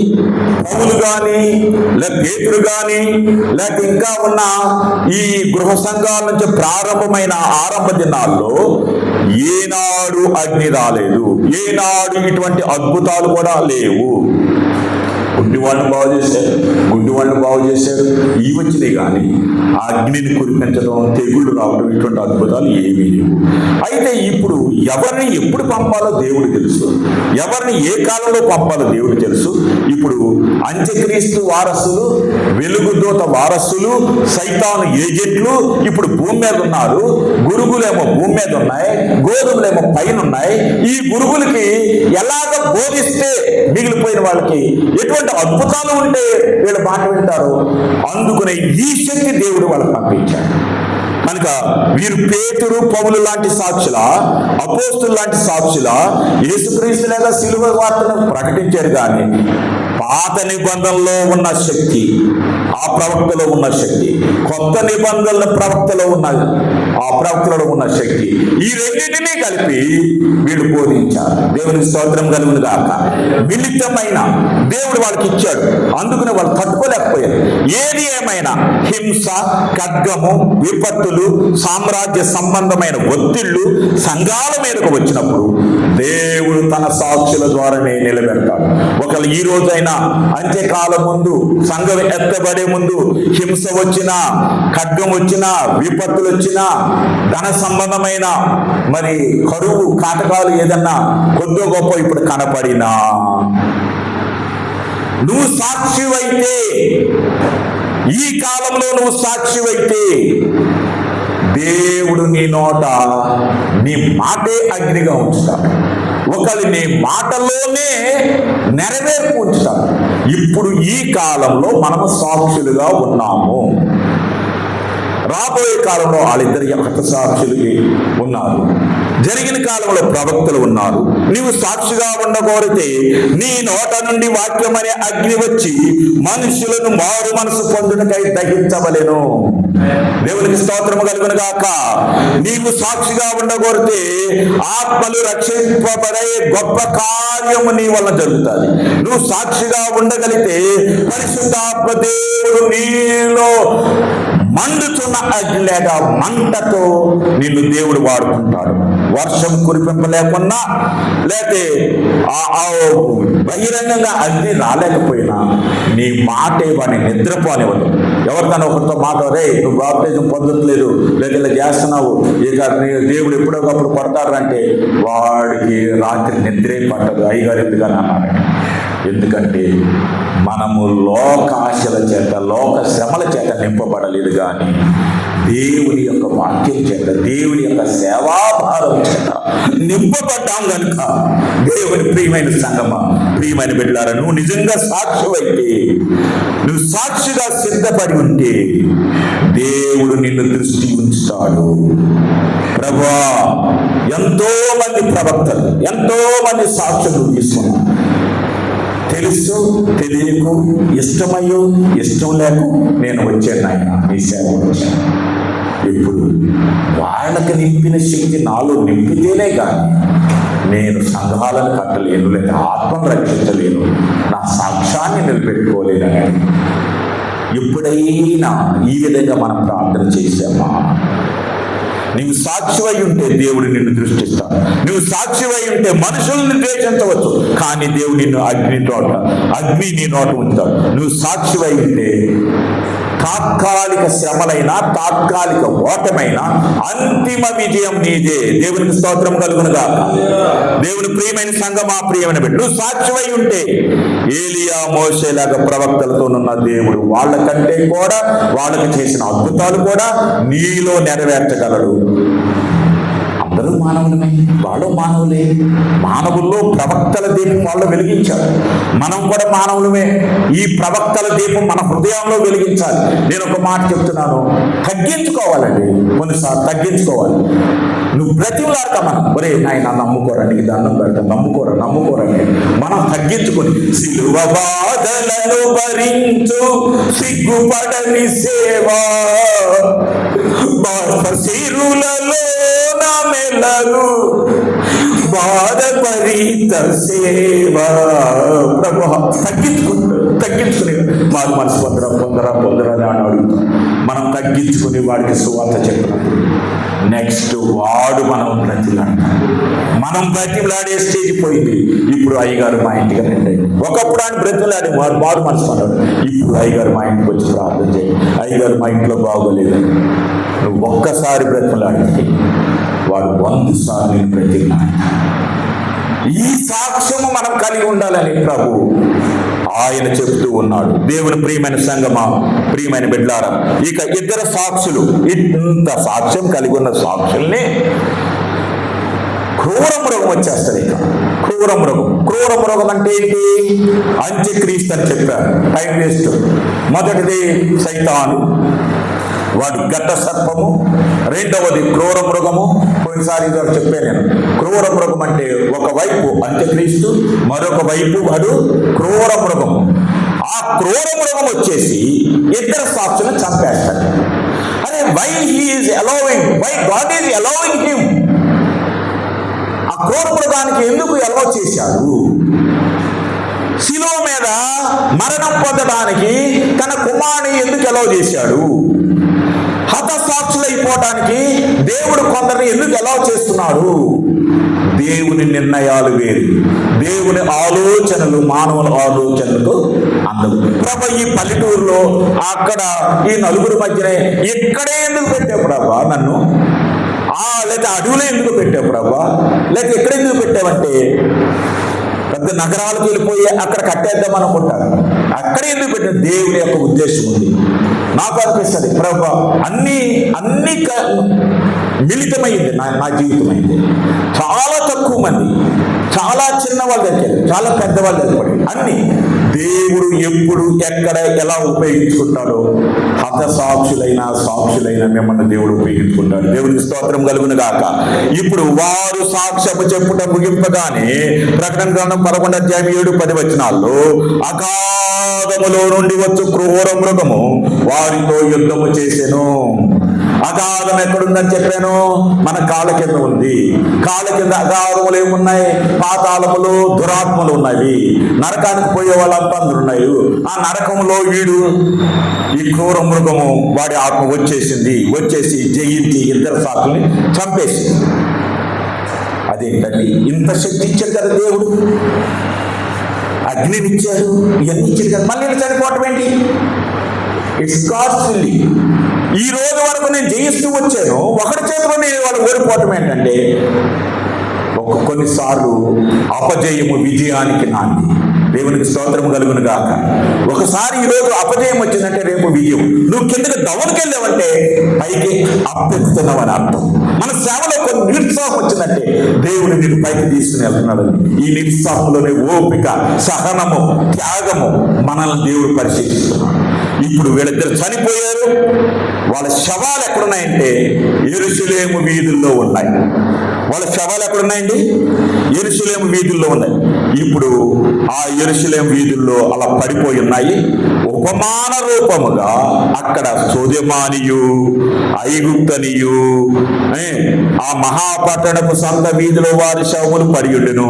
వారికి ఉపమాన రూపముగా సొదొమనియు ఐగుప్తనియు అక్కడ పేరు పెట్టబడింది. అక్కడే మన ప్రభువు కూడా సిలువ వేయబడ్డాడట. అంటే అర్థం ఏంటి? యెరూషలేములోనే వీళ్ళు చంపబడ్డారు. యేసు ప్రభు ఎక్కడ సిలువ వేయబడ్డాడండి? చెప్పండి. కల్వరే, యెరూషలేములోనే ఆయన సిలువ వేయబడ్డాడు. గొర్రెల గుమ్మం గుండా 12 గుమ్మాలు ఉంటాయి. గొర్రెల గుమ్మం గుండా ప్రవేశిస్తాడు. గొర్రెల గుమ్మం గుండానే గొర్రెలేక 12 గుమ్మాలు గొర్రెల గుమ్మం ఉంటాయి. దార గుమ్మము ఈసారి ఎప్పుడైనా వస్తే 12 గుమ్మాలు కూడా చెప్తాను. సరే, ఆ గుమ్మం గుండా వెళ్ళి ఆ యెరూషలేములోనే సిలువ వేయబడ్డాడు. ఇప్పుడు దేవుని ప్రియమైన సంగమా, వీళ్ళ సువార్త ముగించాడు. 1260 రోజులు సువార్తను ప్రకటించాడు. ఒక్క నిమిషం కూడా తక్కువ కాకుండా. అంటే 42 వారాలు ముగియగానే ఒక్కరోజు కూడా తక్కువ కాకుండా 1260 రోజులు సాక్షి సువార్తను ఇద్దరు సాక్షులు ముగించారు. వాళ్ళ సాక్షి ముగియగానే, ఇద్దరు సాక్షులు ముగియగానే 1261 రోజు అగాధములో నుండి ఒక క్రూర మృగం వచ్చి వాళ్ళు చంపేసింది. మన యేసు ప్రభు వారు కూడా సువార్త 1260 రోజులు ముగించి 1261 రోజున ఆయన సిలువ వేయమన్నాడు. దేవుని ప్రియమైన సంగమా, ప్రియమైన బిడ్డలారా, వారితో యుద్ధం చేశారు. కానీ యుద్ధంలో ఇద్దరు సాక్షులు ఓడిపోయారు. ఇదే బాధాకరంగా. కానీ అపజయము జయము కొరకే నేను ఒక మాట చెప్తున్నా. అగాధం అనేది భూమి మీద నోరు తిరుగుబడిన అడుగులేని బీడము. నేను వాళ్ళ ప్రొజెక్టుతో తెచ్చాను, ఈ పిక్చర్స్ కూడా వేయగలను, కానీ టైం ఉండదు. నేను ఇంకెందుకు అవకాశం పాలవుతామని నేను నోట్తో చెప్పేస్తాను. ఎక్కడైనా కట్ చేసుకోవచ్చు పిక్చర్స్తో. 5వ ఘోరం ఊదినప్పుడు మిడతల దండు మనుషులను బాధించిన అగాధంలో నుంచి వస్తాయి. ఆ పాతాళంలో నుంచి మిడతల దండు. ఇక్కడ సువార్త ప్రకటన ముగించగానే ఆ మిడతలకు రాజు అయిన ఒక క్రూర మృగము, వాడు అధికారి వచ్చేసి వీళ్ళిద్దరిని చంపేస్తాడు. సాతానుకు సువార్త ముగించడం ఇక వీళ్ళతో ముగించడం ఇష్టం లేదు. దేవుని మీద కోపంతో వీళ్ళిద్దరిని చంపించేసింది. ఈ భయంకరమైన అగాధంలో మరణకరమైన హత్యోదేశంతో ఇక సాక్షులు చచ్చిపోయారురా అమ్మాయ్య అని ఊపిరి పీల్చుకొని మనల్ని అగ్నితో బాధించేవాళ్ళు, బాధలు చేసేవాళ్ళు లేరని అక్కడున్న ప్రజలు ఏం చేశారంటే, విడువబడిన ప్రజలు ఒకరికొకరు కట్నాలు పంపుకున్నారు. కట్నాలంటే గిఫ్ట్స్ అన్నమాట. ఇందులో కట్నములు అని వ్రాయబడింది. అదే సీటీలో ఏంటా విశేషం? ఇద్దరు సాక్షులు చచ్చిపోయారురా, భలే పని. ఇద్దరు సీటీలో లడ్డు, ఇద్దరు సాక్షులు ఏంటా విశేషం? ఇద్దరు సాక్షులు. మనల్ని ఎదిగించేవాడికి ఎవడలేడు, మనల్ని అనేవాడు ఎవడలేడు అని ఆ ఇద్దరు సాక్షుల్ని అక్కడ పెట్టేస్తారు. అక్కడే రోడ్డు మీద, నడి రోడ్డు మీద, యెరూషలేములో నడి రోడ్డు మీద పెట్టేసి అందరూ చూస్తాకు వస్తుంటారన్నమాట. సపోజ్ ఏలూరులో చచ్చిపోయారు, ఈ చుట్టుపక్కల వాళ్ళు అందరూ ఇద్దరు సాక్షులు చచ్చిపోయారంటానని అందరూ చూస్తాకే వస్తుంటారు. వాళ్ళ ఉద్దేశం ఏంటంటే ఈ 2 శవాలని కప్పెట్టకుండా ఉంచాలి, కాపులకి గద్దలకి వేసేయాలి. దేవుని ప్రియమైన సంగమా, ఎప్పుడైనా సరే ఒక్కని శవము కానీ అది కప్పెట్టబడలేదు అని అంటే దానంత హీనమైన స్థితి ఇక ఏదీ లేదు. అలాగా ఈ వీళ్ళ శవాల్ని కొల్లబెట్టేసి కాపులకి గద్దలు చేసేయాలని వాళ్ళ ఉద్దేశం. అందరూ చూస్తుంటారు, వస్తుంటారు, పోతుంటారు. ఇక్కడ చాలా మంచి విశ్లేషణ ఉంది, కానీ టైం లేదు. కానీ 11:8 ఉంటుంది, వారి శవములు ఆ మహాపట్టణపు సంత వీధిలో పడి ఉండెను, వానికి ఉపమాన రూపముగా సొదొమ అనియు ఐగుప్తు అనియు పేరు పెట్టబడి. ఆ యెరూషలేము ఎంతగా దిగజారిందంటే, ఆ యెరూషలేమే ఇప్పుడు వెళ్తున్నాం మనం చూస్తానికి. అదే 7 ఏళ్ల శ్రమల కాలంలో యెరూషలేము ఎంతగా దిగజారిందంటే, ఒక మంచి పవిత్రమైన పట్టణం ఒక సొదొమలాగా తయారైపోయింది, ఒక ఐగుప్తులాగా తయారైపోయింది. ఆ 2 పట్టణాలు కలిసిన నవ బబులోనులాగా తయారైపోయింది. అరే ఇటువంటి వాడికి ఎలా మారిపోయామంట కదా, ఆ విధంగా తయారైపోయింది. ఎందుకు తయారయ్యగలగా? మంచోళ్ళందరూ ఎక్కడున్నారు? 7 ఏళ్ళ విందులో ఉన్నారు. విడుగుపడ్డ వాళ్ళు కొందరు ఉన్నారు, వాళ్ళకి సువార్త ప్రకటన, వాళ్ళు కూడా విడుగుపడబడ్డారు. ఇందులో ఖచ్చితంగా యూదులందరూ నమ్ముకొని 1,44,000 మంది నమ్ముకున్నారు. వాళ్ళంతా ఇక్కడ దేవుడు నమ్ముకొని వాళ్ళంతా హతసాక్షులు అయిపోయారు, వాళ్ళు కూడా వెళ్ళిపోయారు. ఇంకా విడుగుపడిన వాళ్ళు అక్కడక్కడ ఉన్నారు. ఇప్పుడు వాళ్ళు కూడా రక్షించబడకుండా చంపేయాలని ఏమనుకుంటుందంటే, మరి ఈ యొక్క సాతాను వీళ్ళు చంపేస్తారు. సరే, ఒకటి సొదొమ, ఒకటి ఐగుప్తు, 3 యెరూషలేము. ఈ 3 స్థలాలు కలిసిన స్థలమే ఆ యెరూషలేము పట్టణము. అందుకని యేసు ప్రభు వారు అంటారు, యెరూషలేము గురించి ఒక ప్రవచనం పలుకుతారు. ఓ యెరూషలేమా, ఓ ప్రవక్తలను చంపుదానా. మత్తయి సువార్త 23:37. ఓ యెరూషలేమా, ప్రవక్తలను చంపుదానా, ఇదిగో నీ ఇల్లు విడువబడి ఉన్నది. ఆ ప్రవక్తలు ఇక్కడ చనిపోయారు. యేసు ప్రభువును కూడా ఆ యెరూషలేము చంపింది. ఇప్పుడు యెరూషలేము ఒకటే కాదు, సొదొమ, గొమొర్రా అలాంటి లక్షణాలు, సొదొమ, ఐగుప్తు ఈ లక్షణాలు కలిగిన సొదొమ ఆత్మీయ విచారంతో పాడైపోయింది. తిరుగుబాటు, అవినీతి, విగ్రహారాధన ఈ సొదొమలో నివాసం చేసుకుంది. ఇప్పుడు ఆ అంత్యకాలంలో రోములో ఇక్కడ మతం భ్రష్టుపడి వేస్ట్ అయిపోయి ఒక సొదొమ అయిపోయింది యెరూషలేములో.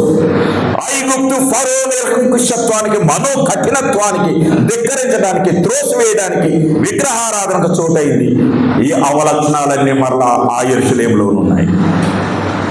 ఆ యెరూషలేము ఆత్మీయ అంధత్వం కలిగి క్రీస్తు విరోధి అయిన క్రూర మృగము, అక్కడ దాని నివాసులు, దాని ఏజెంట్లు అక్కడికి వచ్చేసారు. దేవుని ప్రియమైన సంగమా, ఇటువంటి పరిస్థితులు అందుకుని ప్రభు అంటాడు, అయ్యో అయ్యో కొరాజీనా, అయ్యో అయ్యో బెత్సయిదా, అయ్యో సొదొమ, అయ్యో గొమొర్రా, అయ్యో ఐగుప్తు, అయ్యో యెరూషలేమా, నువ్వు నవ బబులోనుగా మారావా? ఎక్కడ నుండి ఎక్కడికి పడిపోయావు యెరూషలేమా? నువ్వు ఐగుప్తు లక్షణాలు సంపాదించుకున్నావా? ఓ మహాపట్టణమా, ఇప్పుడు మనం పోల్చుకుంటే అయ్యో అయ్యో హేలాపురి, అయ్యో అయ్యో ఆంధ్ర రాష్ట్రమా, అయ్యో అయ్యో భారతదేశమా, నువ్వు ఒకప్పుడు ఎలా ఉండి ఇంకా ఇలా దిగజారిపోతున్నావా? ఒకప్పుడు ప్రవక్తను పంపితే నువ్వు సువార్తను అంగీకరించావు, మిషనరీని పంపితే అంగీకరించావు, రాజమండ్రిలో ఒక కాటందర్లో అందరిని అంగీకరించావు. ఈనాడు సువార్తను అంగీకరించకుండా నువ్వు ఇంకా ఐగుప్తులాగా మారిపోతున్నావు, ఒక సొదొమలాగా మారిపోతున్నావు. దేవుడు కన్నీరు కారుస్తున్నాడు. ఇటువంటి సమయంలో, ఈ కాలంలో, 21వ శతాబ్దంలో నిన్ను నన్ను ప్రవక్తగా నిలబెట్టాడు. అందరూ ఒకసారి చప్పట్లు కొడదామా? ఈ బాధ్యత, నా బాధ్యత సామాన్యమైనది కాదు. ఆ ప్రవక్తల రూపంలో నిన్ను నన్ను నిలబెట్టాడు. యోహాను చేసింది మనము చేయగలం, ఏలియా చేసింది మనము చేయగలం, ఇద్దరు సాక్షులు చేసింది మనము చేయగలం. నువ్వు సామాన్యుడు కాదు. నువ్వు చేసింది ఎవరు చేయలేరు. అందుకని నిన్ను పుట్టించాడు. దోసకాయ, బెండకాయ, వంకాయ, కాయగూరలు దాని యొక్క దాని యొక్క రూపాన్ని, దాని యొక్క నైతిక రుచిని పాడిపోతే ఎందుకు? రోజు దోసకాయ తినలేవు, రోజు బెండకాయ తినలేవు. నువ్వే, నీలోనే ఎలియా ఉన్నాడు, నీలోనే మోషే ఉన్నాడు. నువ్వు ఉన్న ప్లేసులో నిన్ను నిలబెట్టాడు. అక్కడ నీ జీవితంలో అక్కడ నేను సేవకుడిగా నిలబెట్టాడు. ఆ భూమి మీద నిలబెట్టాడు. నువ్వు చేయగలిగింది ఇంకో సేవకుడు చేయలేడు. అందుకనే నేను నిలబెట్టాడు. నా కర్తవ్యాన్ని నేను నెరవేరుస్తా. నేను సువార్తికుడినైతే సువార్తను బోధిస్తా, సేవకుడినైతే సేవ చేస్తా, యాజకుడైతే యాజకత్వం చేస్తా. నా ఉనికిని నేను మర్చిపోను. ఉప్పు నిస్సారమైతే దేనికి పనిచేయదు. నా ఉనికిని, నా ఒరిజినాలిటీ నేను మర్చిపోను. ఎవరినో చూసుకుని పులిని చూసి నక్క వాతలు పెట్టుకున్నట్లు ఎవరో మాయమాలిన సేవకులు చూసి, వాళ్ళని చూసి నీ ఉనికిని కోల్పోతే నీ కిరీటాన్ని కోల్పోతావని ప్రభు చెప్తున్నాడు. నీతి కిరీటాలు, సేవ కిరీటము, అక్షయ కిరీటము. దేవుని ప్రియమైన సంగమా, అయ్యో మహా పేరు పొందిన ఓ మహాసంగమా, ఓ మహాపట్టణమా, నీకు రాజధానా ఏంటి? ఐగుప్తు రాజధానా నీకు? ఓ మహాపట్టణమా, ఓ సుధమ రాజధానా, నువ్వు ఎక్కడున్నావు అనుకున్నావు? సుధమ ఐగుప్తుని నీ పట్టణంలో తీసుకొచ్చావా? నీ ఊరిలోకి తీసుకొచ్చావా? నువ్వు ఉన్న ప్లేస్లో తీసుకొచ్చావా? ఒకేలా అదే సుధమ, ఒకేలా అదే ఐగుప్తు అయితే దేవుడు నిన్ను బలంగా ఇక్కడే వాడుకోవాలనుకుంటున్నాడు. ఎక్కడ రోగి ఉంటే అక్కడ వైద్యుడు అవసరం. ఎక్కడ పాపం నిన్ను ఉంటే అక్కడ నువ్వు వైద్యుడు అవసరం. దేవుడు నిన్ను కోరుకుంటున్నాడు. నా ప్రియమైన సోదరి, ఆ ఇద్దరు సాక్షులు మనమే. వీళ్ళు చనిపోయిన తర్వాత శవాలు ఇక కుళ్ళిపోతాయేమో అనుకుంటున్నారు. సిలువేసిన ఓ మనసా, ఎందుకే ప్రభు అంటే నీకు అంత అలుసు? సిలువేసిన ఓ మనసా, ప్రభువును నువ్వు సిలువేసావు కదే యెరూషలేములోను, మరలా ఇద్దరు సాక్షులను నువ్వు సిలువేస్తున్నావు. కుళ్ళిపోతాయేమో. కానీ ఇక్కడ సపోజ్ ఏలూరులోనే చనిపోతే, తాడేపల్లిగూడ, జంగారెడ్డిగూడ, అక్కడ విజయవాడ అందరూ వచ్చి చూస్తానే ఉన్నారు. అనుకోని విధంగా శవ జాగరణ జరిగిపోయింది. శవాన్ని కాపలా కాయడం సామాన్యమైన విషయం కాదు. వాళ్ళు కాకులకి గద్దలకి వేసేయనుకున్నారు. కానీ శవ జాగరణ జరిగిపోయింది. 3 రోజులు అయిపోయింది. కరెక్ట్గా ఒక్క నిమిషం కూడా టైం లేదు కానీ నేను చెప్పదు కానీ ఒక్క నిమిషం కూడా తక్కువ కాకుండా వాళ్ళు కాళ్ళలో నుంచి వేళ్ళు జీవమును అందుకొని ఎక్కడికో ఎక్కి రండి అని అనగానే వాళ్ళు ఎక్కి పరలోకానికి వెళ్ళిపోయారు. అందరూ ఒకసారి చెప్పబడగా వాళ్ళ జీవం నింపుకొని ఆ వచనం మీకు నేను చూపిస్తాను. దేవుని ప్రియమైన సంగమా, ఆ వచనాన్ని మీకు సత్యమేవ జయితే ఇక్కడికి ఎక్కిరండి అని దేవుడు వాళ్ళకి ఆహ్వానించడు. దుష్టులకు విజయం కొంతకాలమే. 11 వచనం. అయితే 3 దినములైన తరువాత దేవుని నుండి జీవాత్మ వారిలో ప్రవేశించారు కనుక వారు పాదములు ఊని నిలిచిరి. వారిని చూచిన వారికి మిగుల భయము కలిగెను. ఇప్పుడు 3 రోజులు వాళ్ళని పాతి పెట్టనివ్వలేదు. ప్రసంగి చెప్తాడు, ఒకడు సరి అయిన విధంగా సమాధి చేయకపోవటం కంటే అంతకన్నా ఏమంటాము, అంతకన్నా ఘోరం ఇంకో ఏమి లేదు. కనుక సరైన విధంగా సమాధి చేయబడాలి. వీళ్ళు అనుకున్నారు దుష్టుకి విజయం, వీళ్ళు సమాధి చేయకపోతే కాకులకి గద్దెలకు వేసేద్దాం అనుకున్నారు. అది దేవుని విషయం కాదు. వాళ్ళందరూ వాళ్ళే వచ్చి శవజాగం చేశారు. వాళ్ళ కళ్ళెదురు కానీ యేసు ప్రభు ఏ విధంగా పునరుత్థానుడి శక్తి ఎలా అయ్యాడు, వాళ్ళ కళ్ళెదురుగుండానే ఒకేసారి పునరుత్థాన శక్తితో వాళ్ళు లేచారు. పునరుత్థాన మహిమతో వాళ్ళు లేచారు. యేసుక్రీస్తు వారు పునరుత్థానుడై లేచాడు, తర్వాత ఆరోహణం అయ్యాడు.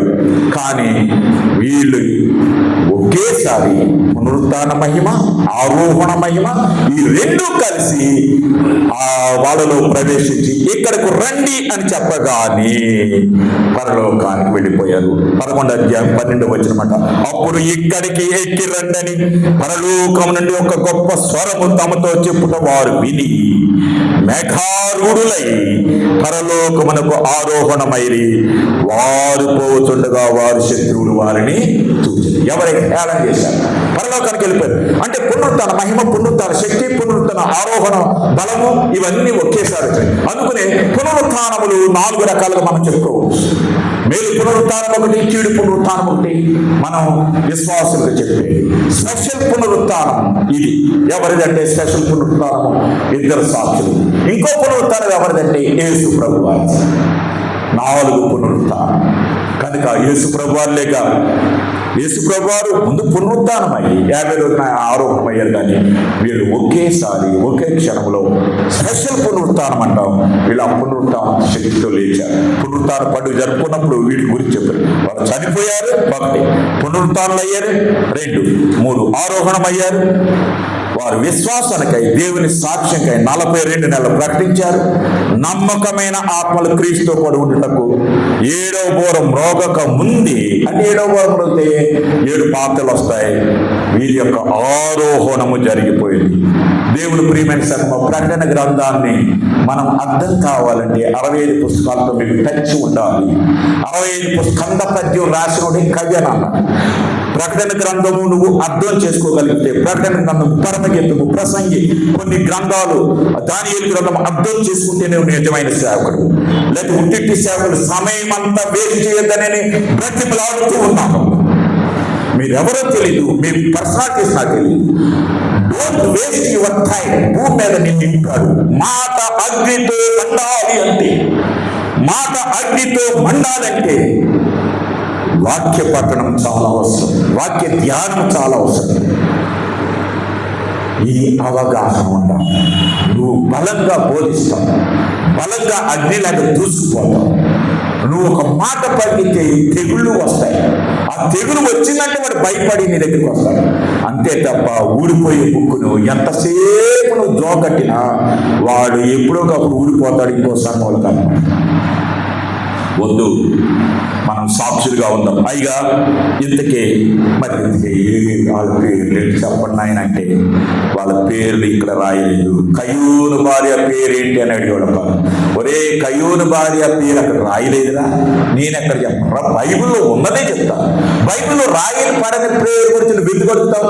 నా సొంత జ్ఞానం, మా నాన్నగారి కవిత్వం కొంత, నా బైబిల్ కొంతనని మన సొంత జ్ఞానం మనకెందుకు? బైబిల్లో వాళ్ళ పేర్లు రాయలేదు. ఇక పేర్లు వారిపై ఎగబడి వెంపర్లాడే కొందరు సేవకులు ఈ విషయాన్ని గుర్తించాలి. వాళ్ళ పేర్లు ఎందుకు రాయలేదంటే వాళ్ళ పేరు రాయలేదు. ఆ ఇద్దరు సాక్షులు ఎవరంటే వాళ్ళ పేరు రాయలేదు. ఆ సాక్షి నువ్వే. ఆ ఇద్దరు సాక్షుల్లో ఆ సాక్షి నువ్వే.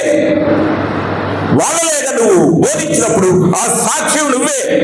వాళ్ళ పేర్లు రాయినప్పుడు వారి పేర్లే రాయిపోతే ఇంత పవర్ఫుల్ సాక్షుల పేర్లు మన పేర్లు ఏ పాటివండి? మన ఫోటో అవసరం లేదు, మన పేర్లు అవసరం లేదు. నేను కొన్నిసార్లు అనుకుంటాను, యేసు ప్రభు ఫోటో పెడితే విగ్రహం, మనకు ఫోటో పెడితే విగ్రహం కాదా?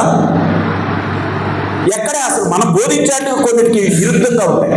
పేరు రాసినా రాయిపోయినా నేను చాలా సంతోషపడతాను. పేరు రాయలేదంటే అయ్యగారు మీ పేరు లేదు కానీ మీరే రావాలంటే చాలా సంతోషం. దేవుడు నాకు మరి అవకాశాన్ని ఇచ్చాడు.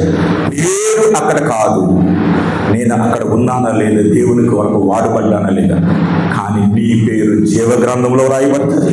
నీ పేరు మలాకి 3:16 ప్రకారము జ్ఞాపకార్థ గ్రంథంలో రాయబడుతుంది. దేవునికి స్తోత్రం కలుగును గాక. ఈ రోజు ఎంతమంది అయితే అదే టైం వీళ్ళందరూ జ్ఞాపకార్థ గ్రంథంలో రాయబడతాయి.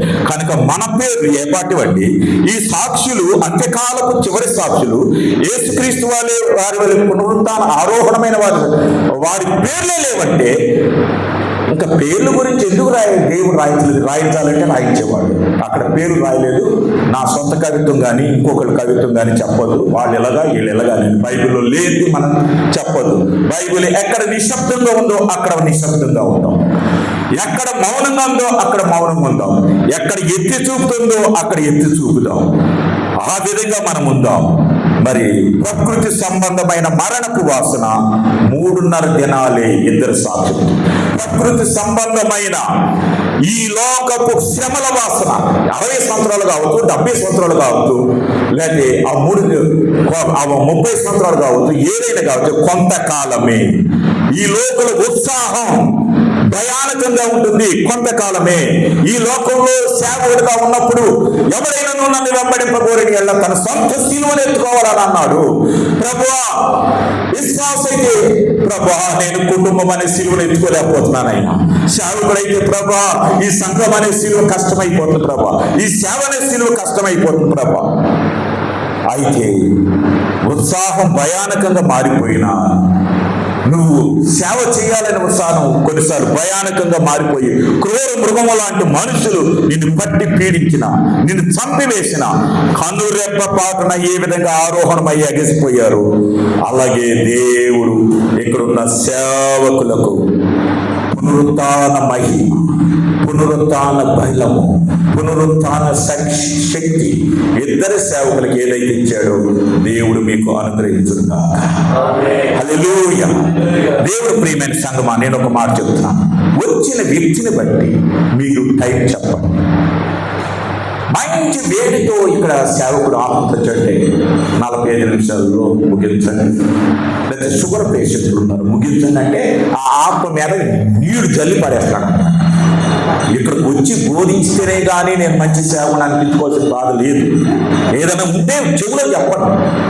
10 మందిలో 45 నిమిషాలు అంటే నీ కెపాసిటీ ఏంటి అక్కడ తెలిసిపోతుంది, నీ క్వాలిటీ ఆఫ్ సేవ ఏంటో తెలిసిపోతుంది. కొందరు అంటారు అయ్యా మీ ఇష్టం వచ్చిన సేపు చెప్పండి, ఎంతసేపు అయినా వింటారు. ఎవరు గారు అనేవారు మీరు ఎంతసేపు చెప్తారు, ఎంతసేపు వింటారు. 7 రోజులు చెప్పానంటే మాట్లాడారు. వచ్చినోడు కదే జల్లి పాడైపోయాం. ఒక మంచి ఒకరు ఉంటారు సంఘంలో, దేవుని సేవ చేయలేదు. ఈ సేవకుడే ఒకసారి ఇలా నీళ్లు జల్లి పాడాయి, నువ్వేం చేద్దాం అన్న. ఇది వద్దు, ఏదంటే చిట్టీలో ముందే తెలియజేయండి, ఈ సమయంలో చేయాలి. కరెక్ట్గా మీకు అనుభవే. షుగర్ పేషెంట్లు ఉన్నారంటే త్వరగా ముగించండి. అంటే షుగర్ పేషెంట్ ఎక్కువ, దేవుడి యొక్క వాక్యం ఎక్కువ. మరలా చెప్తున్నాను, నక్కలకు బొరియలుండెను, నక్క బోగలకు చోటు, ఆకాశ పక్షులకు గూళ్ళుండెను, పెట్ట కథలకు ఆకాశ పక్షి బోధలకు గూళ్ళున్నాయి, దేవుని వాక్యానికి మాత్రం చోటు లేదు. మీరు ఈ దేవుని వాక్యాన్ని చోటించే సేవకులుగా, హతసాక్షులుగా మన పేరు ఈ లోపల గుర్తించినా గుర్తించకపోయినా ఇద్దరు సాక్షులకు ఉన్న మంట మీరు కలిగి సేవ చేయాలి. ఆత్మ లేనివాడు నావాడు కాదు అని అన్నాడు. ఆత్మను ఆత్మకుడి అని అంటున్నాడు. అటువంటి ఆత్మతో దేవుడు మీ సంఘములను ఫలింపచేయునుగాక, మీ సంఘములు విస్తరించబడునుగాక. మీకు దేవుడు ఎక్కడ ఏదిచ్చినా ఆయన ఇచ్చే కిరీటములు మీరు పొందుకుందురుగాక. ఈ సమయాన్ని నాకు యోబయ్య గారి ద్వారా నాకు మరి లభించింది. మెట్లపల్లి సోల్మన్ గారికి నా ప్రత్యేకమైన వందనాలు. ఈ మెట్లు ఎక్కుతూ వచ్చామండి. మమ్మల్ని కూడా అప్పుడప్పుడు కాస్త మెట్లు ఎక్కించండి. మీ మెట్లు మేము చూసే భాగ్యం దయచేయండి. ఈ సేవకుడు అనవసరం అంటే పిలవకండి. ఈ సేవకుడు వల్ల ఉపయోగం ఉందంటే లోకాన్ని చూడదు. మీరే ఇద్దరు సాక్షులు లాంటి వాళ్ళు కనుక దేవుడు మరి ఈ యొక్క ఆలయాన్ని, ఈ సంఘాన్ని, ఈ కొప్పాక అనే ఊరిలో మీరు విస్తరించబడిన ఈ యొక్క వాక్యము జ్ఞాపకార్థ గ్రంథంలో మీ ద్వారా జరిగింది, యోబయ్య గారి ద్వారా జరిగింది. దేవుడు మీ అందరిని దీవించుగాక. పరిశుద్ధుడికి మాట్లాడి ఈ పరిశుద్ధ నామం వెరలేని స్తోత్రమైన జీవాధిపతి ప్రేమేశ్వరుడు, కొద్దిసేపు మీరు నాతో నన్ను కూరగా ఉపయోగించుకొని అల్ప సమయంలో కొన్ని మాటలు మీ బిడ్డలకు అందించినట్టు ప్రభా, మేము పుట్టినది నాయన మా జన్మ సార్థకత దయచేయండి.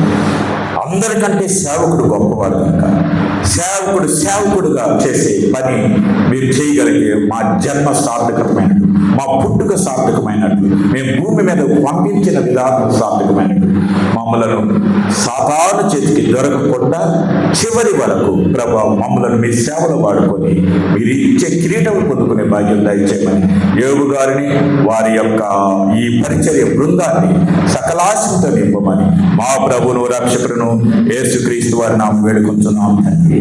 ఆమేన్. అందరికీ వందనాలు.